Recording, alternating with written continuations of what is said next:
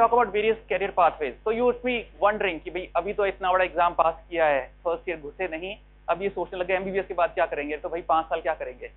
So it's a very reasonable question कि अभी से ऐसी बातें क्यों कर रहे हैं कि एमबीबीएस के बाद क्या करना है. एमबीबीएस के साथ प्रॉब्लम ये है कि it's a very long course, medical is a very very long career. मेरा तो कुछ ज्यादा ही लंबा हो गया, बहुत सारी एमडीज बहुत ज्यादा ही लंबा कर दिया मैंने, तो इतना लंबा होता नहीं है टिपिकली, मैंने बहुत ज्यादा लंबा कर दिया. पर मेरे टाइम पे जब मैंने 2000 में एमबीबीएस की थी तो हमारे पास ऑप्शंस कुछ थे नहीं, हमारे पास बहुत लिमिटेड ऑप्शंस थे. पहले ईयर में बॉस बता देते थे कि फेमरल नर्व की एनाटॉमी पता हो चाहे नहीं हो, ये एमसीक्यू मार्क कर ले, 3 ये याद करने हैं, पीजी में यही आने वाले हैं. तो स्टार्टिंग से वो एक माइंडसेट था कि बस वो 3 एमसीक्यू रट्टा मारने हैं, वही याद करने हैं, पीजी में वही आएगा, अपने को बस एक अच्छी क्लिनिकल पीजी की सीट चाहिए. पर चीजें बहुत चेंज हो गई हैं, अब इतने सारे ऑप्शंस हैं, इतने डिफरेंट ऑप्शंस हैं, आप कर सकते हो सारी की सारी चीजें. और यदि चाहते हो कि वो करो तो अभी से शुरुआत करनी पड़ेगी. मेरे जैसा नहीं है कि पीजी कर लिया अब सोचो चलो और करता हूँ, तो इतना टाइम खराब नहीं करना मेरे जितना, आपको अभी से सोचना शुरू करना है उस चीज के लिए. ठीक है, कभी भी कोई भी क्वेश्चन हो हाथ ऊपर करके पूछ सकते हो मेरे से. ठीक है, तो जी 2 बड़ी बड़ी कैटेगरीज आपको अपने आप डिसाइड करनी है, ये तो आपके मम्मी पापा या टीचर्स कोई नहीं डिसाइड कर सकता. जब आप एमबीबीएस में घुसते हो तो एमबीबीएस के बाद 2 बड़ी कैटेगरीज, पहली चीज आप मेडिकल में ही रहोगे या मेडिकल से बाहर जाओगे. 80% अभी भी मेडिकल में रहते हैं, 20% लोग मेडिकल कैरियर को छोड़ के कुछ और करते हैं, पर डिस्कस करेंगे क्या क्या कर सकते हैं. तो ये एक बहुत बड़ा क्वेश्चन है जो आपको हमेशा अपने आप से पूछना है कि क्लिनिकल साइंस में रहना है, मुझे नॉन मेडिकल में जाना है, मुझे क्या करना है. जब अपनी रोटेशन होंगी एनाटॉमी में, क्लिनिकल साइंस में, तो ये सवाल अपने से जरूर पूछना कि मैं अपनी पूरी लाइफ इसको दे सकता हूं या नहीं दे सकता. तो ये एक सवाल बहुत जरूरी चीज है. दूसरा क्वेश्चन, मैं इंडिया में ही रहना चाहता हूं कि मैं बाहर जाना चाहता हूं. पहले इतने ऑप्शंस नहीं थे, पर ऑप्शंस बहुत ज्यादा हैं. और ये चीज अभी इसलिए समझा रहा हूं कि इनमें से जो भी ऑप्शन चूज करोगे उसकी प्रिपरेशन अभी से शुरू करनी पड़ती है. 5 साल बाद प्रिपरेशन स्टार्ट करोगे तो बहुत लेट हो जाती है, बहुत साल खराब करोगे मेरे जैसे. तो अभी से यदि सोचोगे मन के अंदर कि हाँ 2 क्वेश्चन बहुत बहुत जरूरी है कि पहला मैं मेडिकल में रहूंगा या नहीं, दूसरा मैं इंडिया में रहूंगा या नहीं रहूंगा. ठीक है, ये जरूरी क्यों है, चलो आपको एक सर्वे दिखाता हूं. सबको हाथ ऊपर खड़के अपना वोट देना है. थोड़े दिन पहले एक ऐसा ही एक सर्वे हुआ, कोई पबमेड में लिस्टेड आर्टिकल नहीं है ये, एक सर्वे किया गया यंग डॉक्टर्स के जिन्होंने अपनी ट्रेनिंग खत्म की थी, चाहे एमबीबीएस हो, चाहे पीजी हो, चाहे डीएम हो, first 5 years of their career, कोई प्राइवेट में था, कोई गवर्नमेंट में था. उनसे पूछा गया यदि आपको ऑप्शन दिया जाता है आज कि आप इंडिया छोड़ के अब्रॉड चले जाओ, यूएस, यूके, कनाडा, कहीं भी, विल यू टेक इट. तो दीज आर 4 ऑप्शंस. कितने लोग सोचते हैं कि 10% लोग इंडिया छोड़ के जाना चाहते हैं young doctors, raise your hand. कोई भी नहीं सोचता 10%. ओके, कितने लोग सोचते हैं कि 30% doctors will decide to leave India. Okay, 5, 6, 10. Okay, let's see. कितने लोग सोचते हैं 60% ने कहा. अरे बाप रे, कोई नहीं रहना चाहता. So, and how many people think 90% will leave India? So actually 91% doctor said कि हमें आज मौका मिलता है तो हम इंडिया छोड़ने को तैयार हैं. Only the junior doctors first 5 years of their career. तो वो इतने परेशान थे कि आज मुझे मौका दो, मैं आज यूएस जाने को तैयार बैठा हूं. दूसरा क्वेश्चन उन्हीं डॉक्टर से वापस पूछा गया कि आप अपने कैरियर से खुश हो क्या. चलो, कितने लोग कहते हैं कि 6% कहेंगे मैं खुश हूं. ओके, 15 लोग. कितने लोग सोचते हैं कि 30% कहेंगे कि हम खुश हैं अपने कैरियर से. कितने लोग सोचते हैं 60%. कितने लोग सोचते हैं कि 80% अपने कैरियर से खुश होंगे. बहुत कम खुश हैं. तो एक्चुअली सिर्फ 6% डॉक्टर्स ने कहा कि वो अपने कैरियर से खुश हैं. 6% ने, 94 ने कहा कि वो अपने कैरियर से खुश नहीं है. तो ये बहुत जरूरी क्वेश्चन है. जब सब कुछ कर लिया उसके बाद सोचना कि अच्छा नहीं है, उससे पहले अच्छा है कि अभी सोचो ये चीज. मतलब आपने अपनी सारी जिंदगी निकाल दी, इतने मेहनत से नीट एग्जाम किया, फिर 5 साल एमबीबीएस पढ़ोगे, फिर पीजी के एग्जाम करोगे, पीजी करोगे, उसके बाद जॉब ढूंढोगे, उसके बाद ढूंढो अरे यार मैं तो खुश ही नहीं हूँ. So that's not the point कि ये चीज आपको अभी सोचनी पड़ेगी, अपने करियर के अंदर जल्दी सोचना पड़ेगा. उस कैटेगरी में नहीं आना चाहते आप.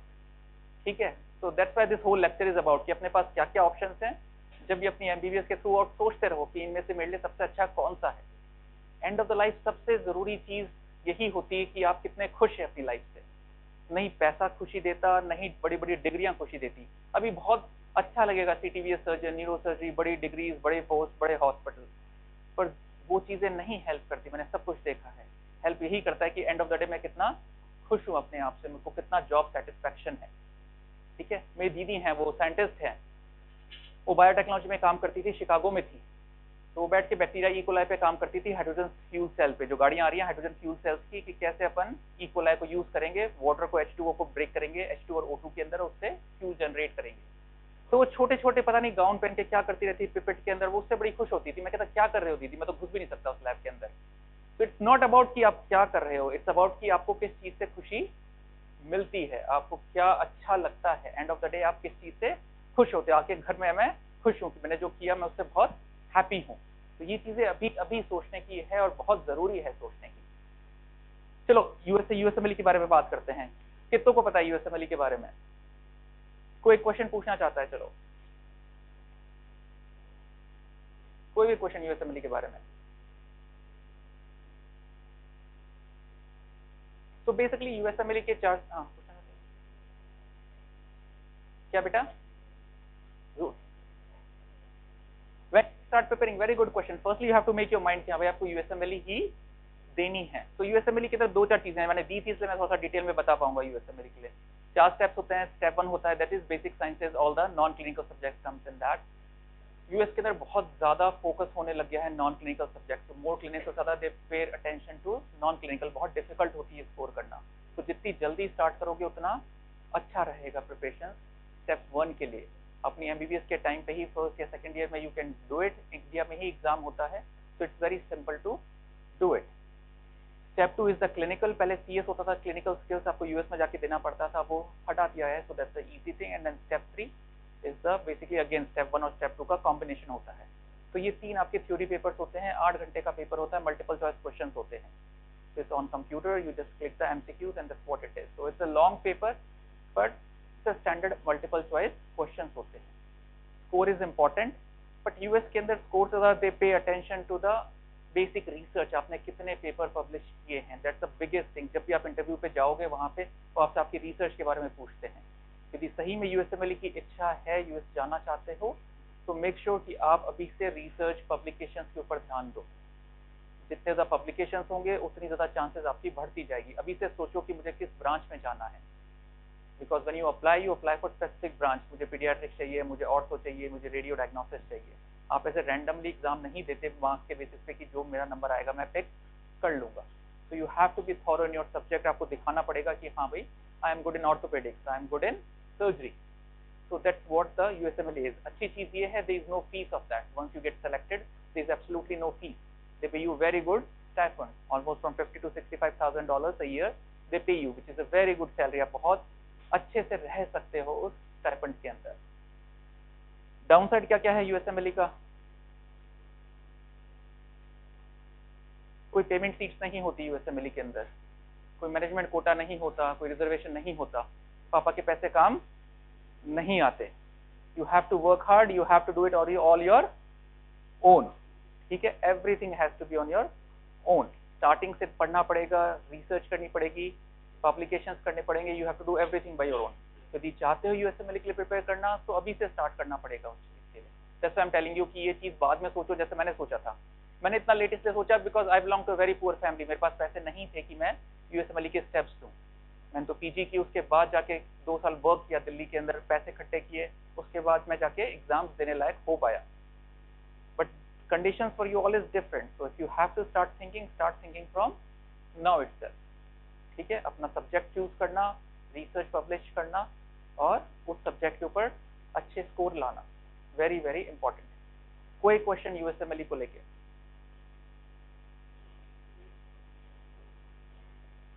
अभी से क्यों नहीं दिक्कत है? बहुत लोग रिसर्च कर रहे हैं। जैसे Mahatma Gandhi is a very big centre, हर डिपार्टमेंट में कोई ना कोई रिसर्च प्रोजेक्ट हो रहा है। तो पहले देखो कि रिसर्च प्रोजेक्ट क्या हो रहा है, थोड़ा सा टाइम बिताना पड़ता है। पहली रिसर्च हमेशा सबसे मुश्किल होती है, उसके बाद जैसे जैसे एक पेपर पब्लिश हो गया, सेकंड थर्ड फोर्थ उतना आसान होता जाता है। तो हमेशा जो भी आपको डिपार्टमेंट इंटरेस्ट का हो, सबसे पहले इंटरेस्ट आपको खुद को ही ढूंढना पड़ेगा। अपने इंडिया के अंदर हमेशा ये सिखाया जाता है, जो सर कर रहे हैं, जो सर ने कहा वैसा वैसा कर लो, बट वो लंबे समय तक नहीं चलता। आपको अपना इंटरेस्ट खुद ही ढूंढना पड़ेगा कि मेरे को ये चीज इंटरेस्ट करती है। जो चीज इंटरेस्ट करती है उसके अंदर, जो प्रोजेक्ट चल रहे हैं उसके अंदर ढूंढो, अपना खुद का प्रोजेक्ट स्टार्ट करो। It's not as difficult. पहला पेपर बहुत मुश्किल पड़ेगा, उसमें सब कुछ आसान हो जाता है। ठीक है बच्चा, और कोई क्वेश्चन यूएस एमएलई के लिए? ठीक है, चलो लेट्स मूव फॉरवर्ड। ऑस्ट्रेलिया, किसी की इच्छा है ऑस्ट्रेलिया जाने की?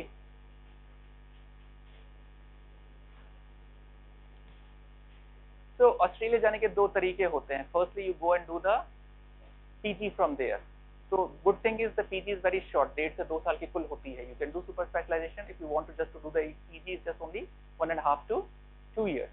And the second thing is you just work as a general practitioner. So you Australian Medical Council के दो पेपर होते हैं, एक थ्योरी पेपर, एक practical exam. Then you find a hospital which allows you to work there। और उसके बाद if you want to do the MD MS you can do it as a 1.5 या 2 साल के कोर्स होते हैं जो कि आप वहाँ पे कर सकते हो।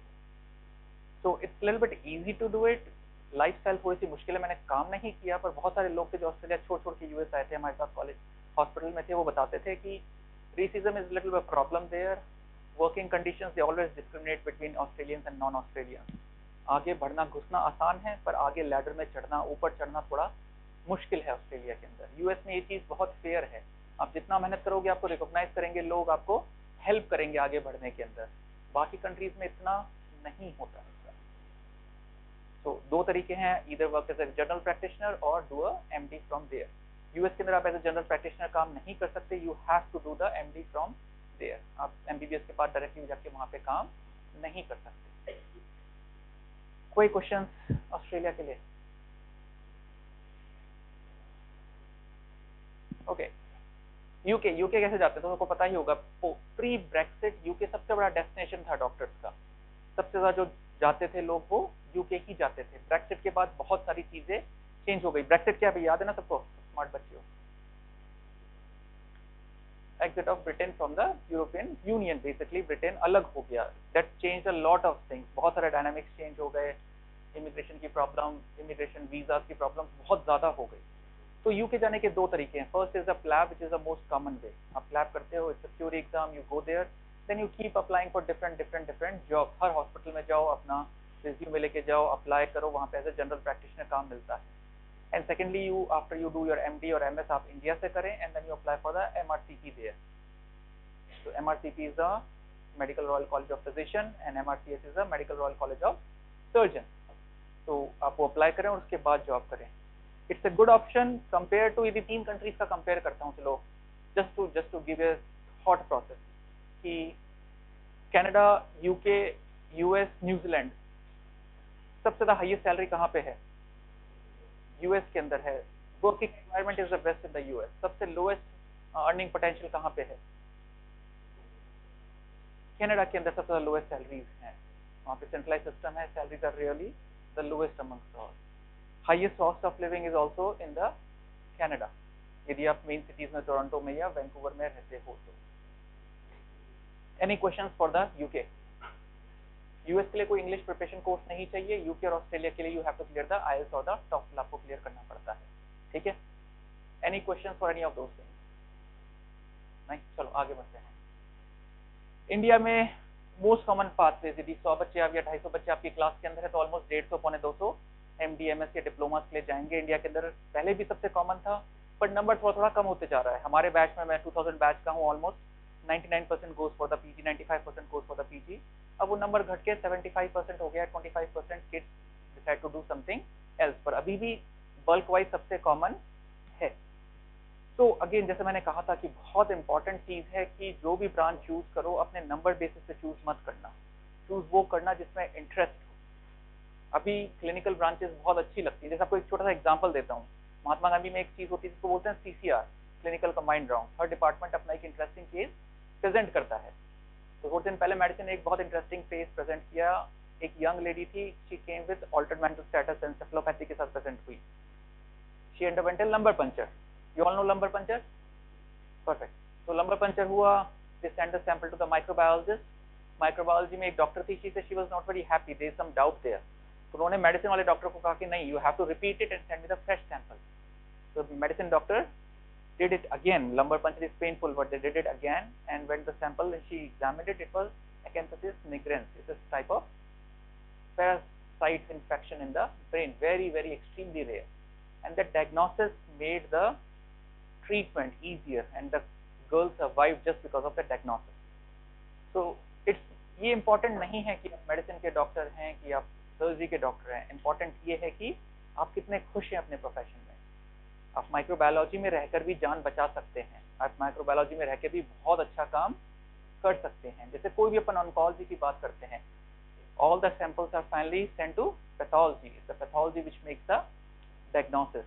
So नॉन क्लिनिकल क्लिनिकल पहले होता था, अब तो हर फील्ड में इतना एवोल्यूशन हो गए हैं कि आप कुछ भी डायग्नोसिस कर सकते हैं।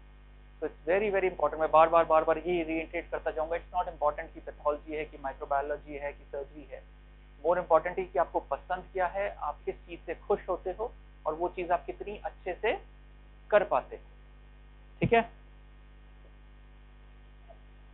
So will not go in detail and all those things, आपको सबको पता ही है एमडीएमएस के बारे में। Previously we used to call them non-clinical subjects, but as I said that these are all equally important in the clinical branches also. And then these are the other things for the MD medicine, and these are the surgical branches that we do. कोई question इसको लेके बता।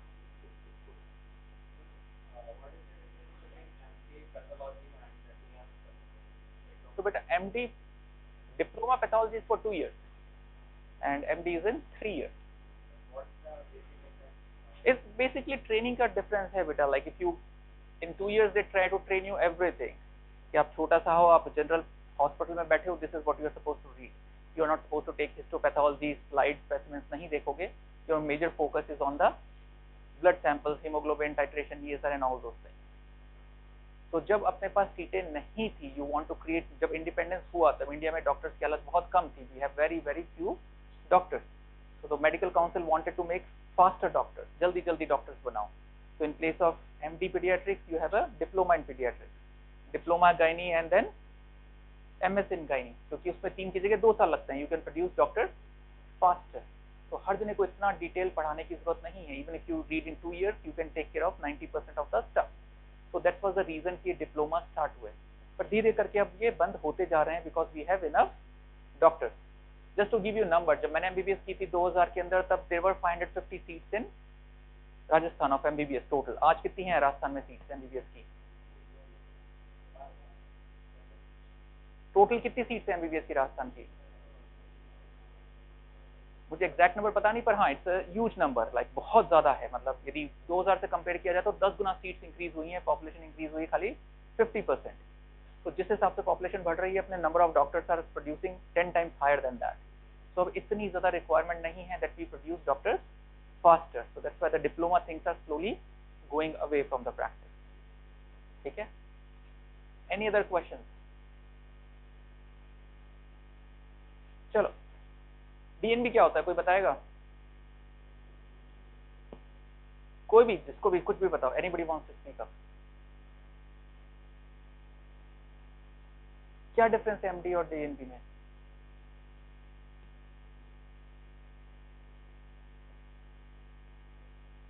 So basically MD is offered from a medical college, जहाँ पे आप Mahatma Gandhi medical college में हैं, यदि यहाँ से आप पीजी करते हैं 3 साल की, you call it MD और MS, versus if you go to a private hospital, let's say Jaipur से कौन कौन है? तो कोई बताएगा अच्छे अच्छे हॉस्पिटल, प्राइवेट हॉस्पिटल जयपुर के? शेल्बी है, और प्राइवेट हॉस्पिटल ESCC है, और CK बिरला है, SDMH है, दुर्लभ जी है, और कौन कौन से? सॉरी, नारायण हिदालय है, एनीथिंग एल्स? इटर्नल हॉस्पिटल है, वेरी गुड। तो ये सारे बड़े हॉस्पिटल्स हैं, बड़े कॉर्पोरेट हॉस्पिटल्स हैं, जो यहाँ सारे कॉम्प्लेक्स केसेस टेक करते हैं। तो इनके अंदर यदि आप 3 साल की, you call it DNB। The only difference is whether it's done in a medical college where you have a big setup, you have medical students, you have dedicated professors, versus you do it from a private setup। तो वहाँ पे आपको dedicated teachers या lecturers नहीं हैं, वहाँ पे सारे professionals हैं। So it's a different way of learning। So that's the difference between the DNB versus the MD। It all depends कि आप कितने अच्छे medical college से कर रहे हैं, आप कितने अच्छे medical hospital से कर रहे हैं। जैसे Eternal is very good in cardiology, I go there, it's a very very good center for cardiology, so you learn a lot when you do cardiology there। So it doesn't matter कि MD हो या DNB हो, धीरे धीरे जैसे कहते हैं ना कि सारी चीजें 15-20 साल पहले मायने रखती थी, जब इतने अच्छे प्राइवेट मेडिकल कॉलेजेस या प्राइवेट हॉस्पिटल्स नहीं हुआ करते थे। अब बहुत अच्छे प्राइवेट हॉस्पिटल्स हैं, बहुत अच्छी ट्रेनिंग प्रोवाइड कर रहे हैं सारे की सारी, तो DNB is also very good option. Okay, problem क्या क्या है DNB की? बहुत सारे प्राइवेट हॉस्पिटल्स में एक स्ट्रक्चर्ड एनवायरनमेंट नहीं होता, असिस्टेंट प्रोफेसर नहीं है, फ्लोर नहीं है, it all runs on a private setup, it's all about patient generating revenue. तो पूरे टाइम दिमाग में होता है कि आपको पेशेंट देखने हैं, आपको पैसा कमाना है। Teaching is not the first priority as in the medical colleges, so that's one of the things. So passing DNB is a very difficult compared to MD examination.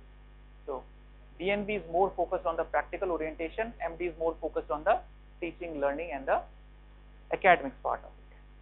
ठीक है, आज से जब इंडिया आजाद हुआ था 1945 में, तब यूपीएससी बनी थी आपको डॉक्टर्स प्रोवाइड करने के लिए। कोई भी फील्ड हो, चाहे आप रेलवेज उठा के देख लीजिए, चाहे भेल, कोई भी इंडस्ट्रीज हैं, गवर्नमेंट ने मेक श्योर किया है कि आपके पास वहां पे डॉक्टर होने चाहिए। So UPSC is a general examination, after MBBS you can go for it. पहले बहुत ज्यादा फेमस हुआ करता था यूपीएससी। कोई बताएगा किसी के फादर हैं रेलवेज में या फिर ईएसआई के अंदर, या कोई नोन है किसी का? किसी के नहीं है। ओके, सो बेनिफिट ये था यूपीएससी का, first of all life long post, आप एक बार सेलेक्ट हो गए आपकी जिंदगी सेट है, फिक्स इनकम आती रहेगी, after you retire you will get pension for your whole life, all the perks which comes with the thing. So अभी भी बहुत अच्छा ऑप्शन है, if you want a stable life after MBBS you can just join there, you have a settle life. तो जैसे just एक question पूछता हूँ कि Rajasthan University, you know that RUHS hospital, तो थोड़े दिन पहले वहां पे जॉब निकली थी different field की। I will just tell you about the pediatrics. They offered 4 positions there for assistant professor on a regular basis. The salary they were offering was 85,000 rupees for the first 3 years only. So 85,000, that's it. And how many MD pediatrics people applied for that position? Just a guess. For 4 positions, 85,000 salary in RUHS hospital in Jaipur, how many people applied? So first option is 100 MD pediatrics. How many think 100? Okay, how many people think 200 people applied? How many people think 300? How many people 400? You have to vote, man. It's not an option. How many people think 100 again? 200, 300, 400. So 400 people applied for 4 positions after MD pediatrics for a post in RUHS for a salary of 85,000 rupees per month. So it's not as gloomy as it sounds to be, but ये है benefit कि it's a permanent job, you're set for the whole life sort of thing, आपको life चलती रहेगी. So still RPSC government positions are still very much in demand, either after MBBS or even after post graduation. Okay.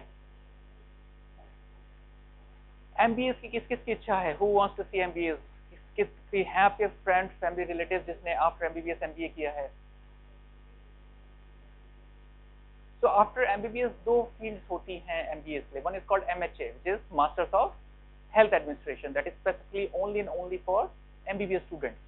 So they go and manage the hospital. And second is the MBA, which is like anything, like IIM Delhi है, जितने भी हैं, they absorb the people and you go to banking and you just completely change your field. So MHA is specifically dedicated for the MBBS students. And MBA is a general portfolio. आप किसी को भी कोई भी इसमें attempt कर सकता है. Okay. क्लिनिकल रिसर्च, कोई बताना चाहेगा किसी का इंटरेस्ट है रिसर्च में, या किसी ने बात की है, किसी ने पढ़ाई की है रिसर्च के बारे में? इट्स इम्पॉर्टेंट, चाहे अच्छा लगे चाहे मत लगे, it's very important. Publication matters a lot. आज यदि आप MBBS करोगे या PG करोगे, only thing that matters is आपने कितने पोस्टर प्रेजेंट किए, आपने कितने पब्लिकेशंस किए. That has a huge implication. ठीक है, आपने चाहे 90% मार्क्स लिया, दैट्स इम्पॉर्टेंट, बट आपने कितनी रिसर्च की, आपके कितने पेपर्स हुए, आप कहाँ पोस्टर प्रेजेंट करने गए, that has equal weightage to that academic. तो कोशिश करना कि जितने पब्लिकेशंस, रिसर्च कर पाओ, क्योंकि बहुत टाइम मिलता है MBBS के अंदर आपको. You will get so much time. It's difficult, I agree. Start करना बहुत मुश्किल होता है. मैं भी जब US गया तब पहली बार अपना पोस्टर लिखा PG करके, कभी कुछ नहीं किया रिसर्च के नाम पे. PG में मैंडेटरी रिसर्च होती है, फर्जीवाड़े में कर देते हैं सबके सब. That was not the point. तो जो अच्छी रिसर्च की, जो अच्छी पब्लिकेशन किया, फर्स्ट टाइम जब यूएस किया तब पहली बार की थी। पर जब एक बार करना शुरू करते हो तो यू रियलाइज कि हाउ इम्पोर्टेंट इट इज, कितना हेल्प करता है आपको आपके कैरियर के अंदर, स्पेशली आप एकेडमिक्स में हो, मेडिकल कॉलेज में हो, तो बहुत बड़ा एडवांटेज मिलता है आपको रिसर्च का। तो रिसर्च दो तरह की होती है, एक होती है बेसिक साइंस रिसर्च, जो चूहों के ऊपर करते हो, माइक्रोबायोलॉजी में करते हो, ई कोलाई के ऊपर करते हो, and second is the clinical research. तो क्लिनिकल रिसर्च जैसे अभी भी दो पेपर मैंने लिखे, वन इज ईईजी होता है बच्चों में, do you know about EEG बच्चों? EEG, so EKG is like what we do for the heart monitoring.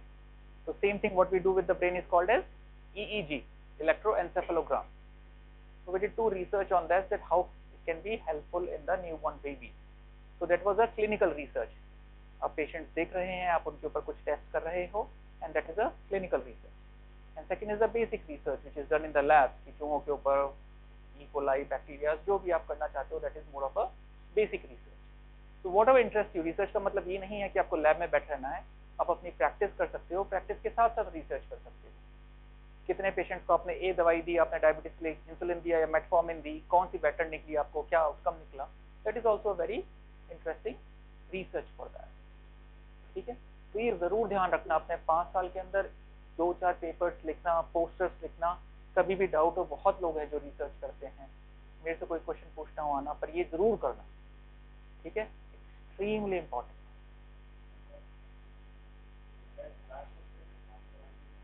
जब आपकी इच्छा हो बेटा, जब आपकी इच्छा हो, फर्स्ट ईयर से स्टार्ट कर सकते हो। आपके एनाटॉमी में, फिजियोलॉजी में कितने प्रोजेक्ट चल रहे हैं रिसर्च के, तो फर्स्ट ईयर के itself you have so many projects in physiology, anatomy.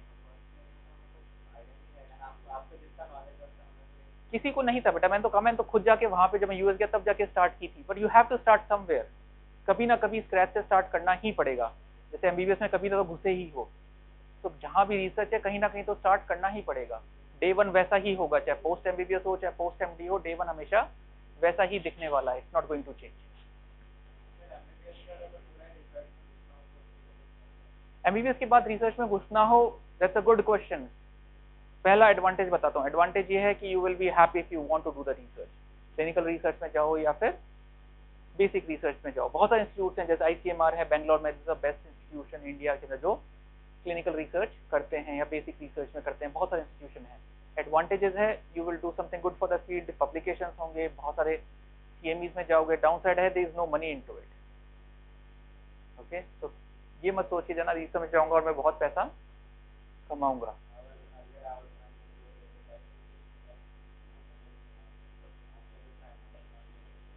So that's exactly what it is. Like you can't get everything. You can't get stipend. You can't get this and that. But you can do research with your practice also. It's not like that. And as I said, long term में money does not matter. Long term में what matters is how happy you are. Okay.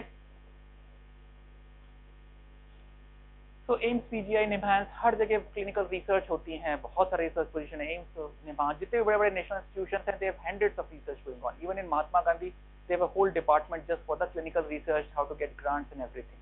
तो बड़ी चीजें नहीं सोचनी, बहुत simple सी चीजें सोच करके भी अपन रिसर्च स्टार्ट कर सकते हैं। ठीक है, this is what I was talking about, masters in health administration, 3 साल का कोर्स है, but this is specifically only for the MBBS student who want to be as administrator, CEO बनना चाहते हैं हॉस्पिटल के, सीएफओ बनना चाहते हैं, तो you need some additional knowledge about the finances, accounting, तो उसके लिए 3 साल का कोर्स है। So that is dedicated only and only for MBBS students. It's growing slowly. अभी भी इतनी acceptance नहीं है। मालिक हमेशा डॉक्टर होता है, छोटे हॉस्पिटल का, बड़े का इसका है। So things are changing but slowly. जैसे एम्स के अंदर still there MHA, जितने बड़े-बड़े हॉस्पिटल्स हैं, they are trying to hire people who are trained in MHA because it helps with the accounting, it helps with the financials of the hospital. So जब मेरे time था, मेरे time में ऐसा कोई बात ही नहीं करता था, but things are definitely changing right now. Masters in Public Health. Anybody knows what is Masters in Public Health? Any idea about WHO, World Health Organization? जैसे कोविड आया था तो सारी रिकमेंडेशंस WHO से आती थी। So that's what is public health, कि कितना आउटब्रेक हुआ किसी डिजीज का, पोलियो है तो कितना फैला हुआ है, कैसे कंटेनमेंट करेंगे, कितनी दवाइयां देनी चाहिए। So that is the work of all the public health, Masters in Public Health. So you're not treating the patient, you are giving recommendations. So World Health Organization, मेरा कलीग है डॉक्टर अनुराग जोशी, WHO के अंदर हैं, तो what he did this masters in public health. तो कभी भी कोई आउटब्रेक होती है, पोलियो कंटेनमेंट प्रोग्राम अभी भी चल ही रहा है, कभी भी जैसे डेंगू का एपिडेमिक आया, तो you have to track it कि किस किस एरिया में, जयपुर के, दौसा के, कहाँ कहाँ एपिडेमिक हो रहा है, कहाँ पे आपको मेडिसिन या फिर मस्कीटो कंटेनमेंट प्रोग्राम चलाना है। So that is the work of the public health और the masters in public health. Okay, mostly private sector is not into that. This is mostly for the private sector, and that also mostly for the WHO at this point. So either in the policy makers in the government or the World Health Organization is the best place for if you want to go in masters in public health. ठीक है, white life है, कोई emergencies नहीं है, कोई patient नहीं है, but it's a different way if you want to approach it. बहुत जने प्राइमरी हेल्थ सेंटर्स में जाते हैं, तो what is the benefit of primary health centers में जाने का? Sorry?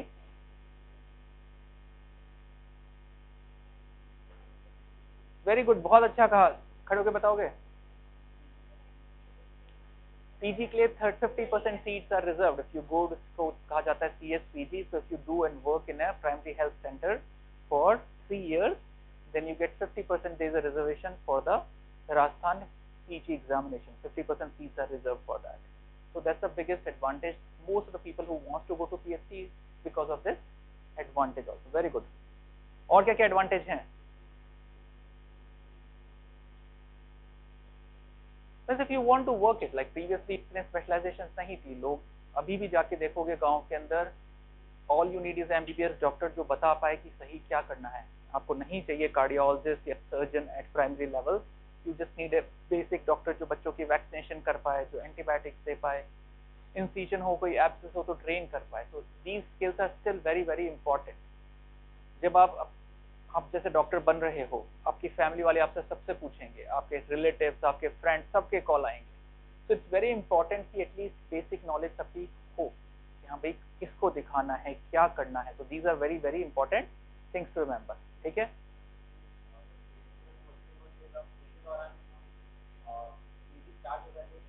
नहीं, आप 3 साल काम करते हैं, उसके बाद you have to give a separate entrance examination, the PG exam what you do it, and in that entrance exam you have a 50% reserved seat in Rajasthan.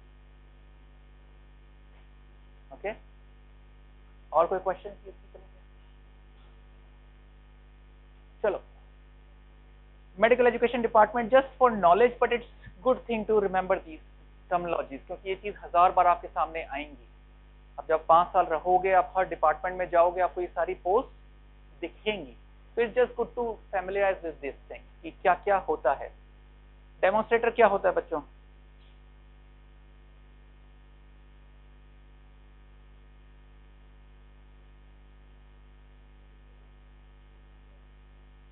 तो डेमोन्स्ट्रेटर बेसिकली जिन्होंने अपनी एमडी नहीं की, उन्होंने जैसे एमबीबीएस की या फिर डिप्लोमा किया, they are not FD holders, but they are working more in the clinical time. आपको किसी हॉस्पिटल के अंदर मान लीजिए ऑर्थोपेडिक्स डिपार्टमेंट है, they are lacking short of staff and they hired somebody permanent there to work as a clinician, not as a trainee, or sorry, not as a tutor. So what you call it as demonstrator or tutor. This is a non-clinical post and permanent post. Okay, so that's what a tutor or a demonstrator is. ठीक है, second is junior resident. What is junior resident? Sorry, just after MBBS, not after PG. Okay, so आपने MBBS कर ली and then you are want to work, then you will call it as a junior resident. Sorry, नहीं, internship के बाद में भी आप जब काम करते हो, that you call it junior residency. So that is a JR. This is a आप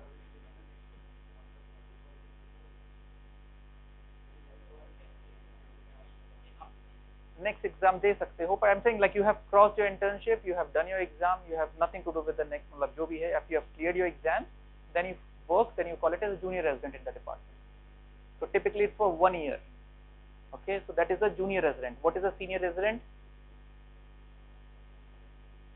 So senior residency after you have finished your PG. तो आपने MBBS complete कर लिया, उसके बाद आप 1 साल काम कर रहे हो, that is called as junior residency.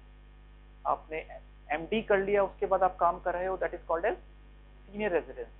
previously it was mandatory to do senior residency for 3 years before becoming an assistant professor. So that rule is no more apply. So you can become assistant professor right after you're finishing your post graduation. Previously the requirement was कि आप 3 साल तक PG करो, sorry एसआरशिप करो या senior residency करोगे, तब आप जाके असिस्टेंट प्रोफेसर बन पाओगे. जो लोग डीएनबी करते हैं, जैसे आपने दुर्लभ जी से, एसडीएमएस से, ईएससीसी से आपने डीएनबी की and you want to join a medical college, then you have to do a SRship for 3 years in a medical setup or a academic setup to become a assistant professor. So it's important to know the term senior resident. And then assistant professor, previously this was saying 1 year of SRship, now it's not mandatory. So you can finish your MD, and after your MD you can go straight to the assistant professor. 4 years of assistant professor you became associate, and after 3 years of associate you become professor. ठीक है. तो these are just terms, बट यहाँ पे MBBS में हो 5 साल हो तो ये टर्म्स बहुत काम आएंगी आपको. ठीक है. जेआर कौन है, एसआर कौन है, ट्यूटर कौन है, डेमोन्स्ट्रेटर कौन है, assistant professor, associate professor and professor. ठीक है. तो दिस इज द हायरार्की, किस तरह से ये काम करता है. तो it's just good to know and remember. हाँ, परमानेंट कुछ नहीं है बेटा. दीज आर जस्ट, जैसे आप बन गए असिस्टेंट तो you will be assistant, if you do you can get promoted. ठीक है. Once you assistant professor you are assistant professor. जैसे मैं अभी हूँ, मैंने 4 साल काम किया तो मैं एसोसिएट बन जाऊंगा, बीच में छोड़ दिया I will leave as assistant professor. ठीक है. यदि प्राइवेट सेक्टर्स में जाते हैं तो प्राइवेट सेक्टर्स में डेजिग्नेशन डिफरेंट होते हैं. जैसे आप दुर्लभ जी में जाओगे तो वहां पे आपको डेमोन्स्ट्रेटर या असिस्टेंट प्रोफेसर नहीं मिलेंगे. वहां पे क्या क्या टर्मिनोलॉजी काम आती है. Duty doctor is basically post MBBS. Okay. तो जो जेआर कहा जाता है अपने मेडिकल कॉलेज में, वहां पे क्या कहा जाता है उसको, ड्यूटी डॉक्टर. ठीक है. Then emergency duty doctor, then junior consultant. Junior consultant is basically you just finished your MD, आपने अपना पोस्ट ग्रेजुएशन कंप्लीट कर लिया है, you just started your job, you are called as junior consultant. Then you are called after 3 years you become consultant, and after 3 years of being consultant you become senior consultant. तो ये जो designations हैं ये सारे सारे private hospitals में चलते हैं. आप इंटरनल में जाओगे, दुर्लभ जी में जाओगे, this is what you will see there. So it's good to know the meaning of the terminology. कभी भी जाओगे इस नाम आपको बार बार सुनने को आएंगे. ठीक है. तो junior consultant, consultant and senior consultant. And medical college it's assistant professor, associate professor and professor. ठीक है. Pretty much the same thing. Government jobs की बात करें, आप जा सकते हो तो you can go to central, state government, army. कोई आर्मी में जाना चाहता है? Anybody is interested in joining army? Very good. Anybody else? It's good. Army is a very good profession. Upside क्या क्या है, डाउन साइड क्या क्या है, कोई बताना चाहेगा? जिसने हाथ खड़ा, बताना चाहोगे? Let's go to army. क्या क्या बेनिफिट है बेटा आर्मी में जाने के? गुड लाइफ है. it's really nice. You can get retirement after 20 years of active service. You get promotions very quickly. So captain से स्टार्ट करते हो, लेफ्टिनेंट कर्नल बन जाते हो 13 साल के अंदर अंदर. So it's a very quick promotion. Within 13 years you become lieutenant colonel, which is a very senior post in it.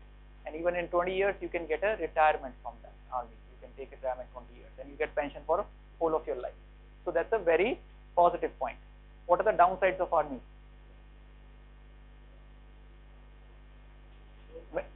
Sorry? Low salaries. Salaries are not very great. Agree. Anything else?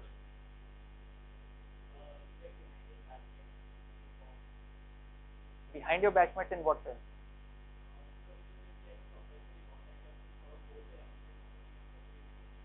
नहीं, ये तो अपन तब की बात कर रहे हैं जब आपने एमबीबीएस कर लिया, उसके बाद आपने, आपके लिए बात कर रहा हूँ कि आपने एमबीबीएस महात्मा गांधी से कंप्लीट कर लिया. Now you can go and directly join the army corps. You are not taking any sponsorship from them. तो ये आपके लिए बॉन्डिंग नहीं है. But you are right, if you do from the bond from the AFMC, if you do from the AFMC MBBS, then you have a bond that you have to do the, you have to serve the military first and then only you can do your PG. So that does not apply to you. ठीक है.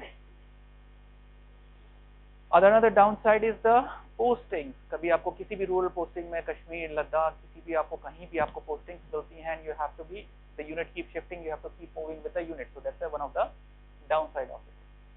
ठीक है, super specialisation का बहुत ज्यादा need नहीं है army में, army need personal to take care of their jawan and military professional, तो बहुत कम सेंटर्स है जहाँ पे सुपर स्पेशलिटी नीडेड है। यदि आप पीजी या सुपर स्पेशलिटी करते हो तो नीड और रिक्वायरमेंट बहुत कम है आर्मी के अंदर। तो दो one of the few things जो आपको दिमाग में रखना पड़ेगा। Most commonly people just joined as MBBS and retired as MBBS doctors there. मेरे दो बैचमेट्स हैं, डॉक्टर बिस्मोन हैं, डॉक्टर ऋतुराज हैं, they are in the army, they are already lieutenant colonels, big posts are there, big houses, and they are happy with their life. So end of the day, जैसा मैंने कहा कि सबसे important चीज what matters is you should be happy, you should have a job satisfaction that I am happy with my career. Entrepreneurship is something which is slowly increasing. आप अपना खुद का हॉस्पिटल, अपनी क्लिनिक, अपना नर्सिंग होम, अपना dialysis centre, अपना radio diagnosis centre, ये सारी चीजें चला सकते हो। So that is increasing more and more and more. ये सबसे ज्यादा इंक्रीज हो रही है। आप किसी गली में चले जाओ, आपको एक क्लिनिक और एक हॉस्पिटल दिख जाएगा। कई सारी गलियां हैं तो वहाँ पे सिर्फ हॉस्पिटल ही हॉस्पिटल दिखते हैं आपको। मतलब एक गली में जाओ सिर्फ हॉस्पिटल है, क्लिनिक्स हैं, दवाई की दुकानें हैं या फिर रेडियोलॉजी सेंटर्स हैं। So it has become a very very common practice these days. हर जना एमबीबीएस भी कर रहा है, अपनी मेडिकल प्रैक्टिस भी कर रहा है, and they are doing a business mind and entrepreneurship also. So this is also something you have to be very thorough, क्योंकि नॉलेज से दुकान नहीं चलती, हर जना यही समझाता है एमबीबीएस के अंदर। एक अच्छा डॉक्टर वो नहीं है जो सबको ठीक कर दे, एक अच्छा डॉक्टर वो है जो मेजर पब्लिक को खुश रखे। जितना आप पेशेंट्स को खुश रखते हो वो उतना आपके पास आते हैं। ट्रीटमेंट तो वही है, सब कहते हैं खांसी जुकाम वायरल है, चाहे आप कोई भी दवाई दो, it will take its own course, so nothing will make a difference. What difference it makes is how much you can keep your patient happy. There are lot of ways of saying things, जैसे कहते हैं ना optimism की बात है, आधा glass खाली है या आधा ग्लास, आपको कोई पेशेंट आता है, उसको कहते हो बिल्कुल हम we are trying our best, 50% chances है कि बच्चा बिल्कुल ठीक हो जाएगा। दूसरा वही सेम चीज है, आपको कहोगे बच्चा बहुत बुरी कंडीशन में है, 50% चांस है कि बच्चा मर जाएगा। It's exactly the same kid, same condition, same treatment, but this is how you present the thing. तो ये बहुत जरूरी चीज है काउंसलिंग, जो अपने को सीखनी पड़ेगी, स्पेशली यदि आप एंटरप्रेन्योरशिप में जाते हो, कि किस तरह से लोगों को खुश रखना है। आपको झूठ नहीं बोलना, but you have to give a positive outlook, उनको सच भी बताना है और साथ में पॉजिटिव आउटलुक भी देना है। That's a very very important thing that you have to learn. कहीं भी कोई भी प्रैक्टिस करोगे, स्पेशली प्राइवेट में जाओगे, तो ये चीज बहुत ज्यादा जरूरी है। इंडिया में सब कहते हैं बड़ा डॉक्टर, बड़ा डॉक्टर। So बड़ा doctor is not like 8 feet tall or 10 feet tall. तो कैसे बनते हैं बड़े डॉक्टर, कोई बताएगा मुझे? मतलब आपके बीच में बैठे हैं, सेम मेडिकल कॉलेज में पढ़ेंगे, उनके लिए भी वही दवाइयां हैं, वही इंजेक्शन, उनके लिए अलग से कोई फैक्ट्री नहीं खुली हुई कि उनके पास एक मेडिसिन है जो किसी को नहीं पता पूरी दुनिया में, सिर्फ उनको पता है वो medicine. So it's not about changing the medicine, it's how you approach the patient, how you make them happy. सच वही है, आप कितना अच्छे से उनको प्रेजेंट करते हो, दैट व्हाट मेक्स यू अ बड़ा डॉक्टर। ओके, तो ये चीज भी अभी से शुरू याद रखना कि किस तरह से पेशेंट से डील करना है, उनको क्या बोलना है, कैसे उनको खुश रखना है। बहुत इंपॉर्टेंट कंसेप्ट है ये भी। नर्सिंग होम लैब्स होती हैं, दुनिया भर के लैब्स आपने देखी है, x-ray centre you have seen, minor surgeries, eye surgeries, anesthesia. There are so many hundreds of options are there nowadays for you guys. Okay, IAS, IPS कोई जाना चाहता है? Sorry. Okay. Sorry, let's me just go back.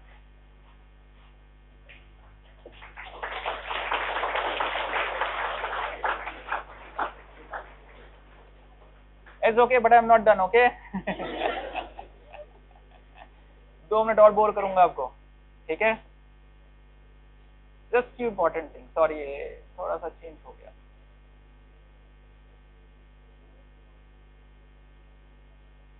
Sorry, back हो गया। तो IAS IPS कोई करना चाहता है? किसी की इच्छा है करने की? मोस्ट कॉमन सब्जेक्ट कौन से होते हैं जो MBBS वाले अप्लाई करते हैं?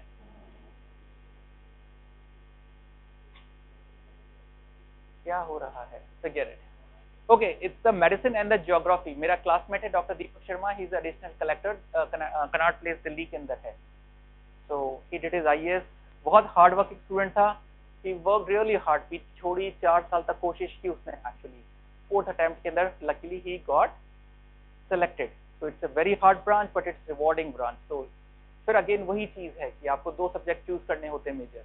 Whole medical science is considered as a single subject, anatomy as a single subject नहीं होगा। So if you are thinking of IAS, IPS, RAS, you have to start working on 2 subjects from now itself. Geography is the most common subject which the medical students opt for. Medical science बहुत जने opt करते हैं, बहुत जने opt नहीं करते हैं। The reason they opt नहीं करते क्योंकि 18 subject है medical science में and they are all included as one. So it makes it really really difficult. यदि किसी की भी इच्छा हो UPSC और RPS IAS में जाने की तो अपने सब्जेक्ट सोचना अभी से स्टार्ट करना। मेडिसिन पढ़ के आप खाली IAS नहीं दे पाएंगे, ठीक है। और क्या क्या कैरियर हो सकते हैं? Anybody tell me Miss World who was a doctor? Anybody else? Maybe not Miss World but Miss India, sorry.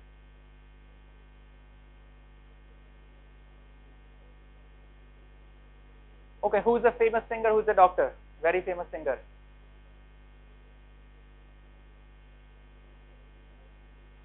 Doctor Palash Sen. Tendulkar की वाइफ कौन है? सचिन तेंदुलकर की। She is also a doctor हैं। तो you can do different fields, बहुत सारे fields हैं जो कि आप एक्सप्लोर कर सकते हो। It's not just limited to MD, MS, clinic और hospital. Okay, sorry, we'll talk about that, mostly for family issues. Nobody leaves USA by will. और कोई क्वेश्चन पूछना चाहेगा कोई?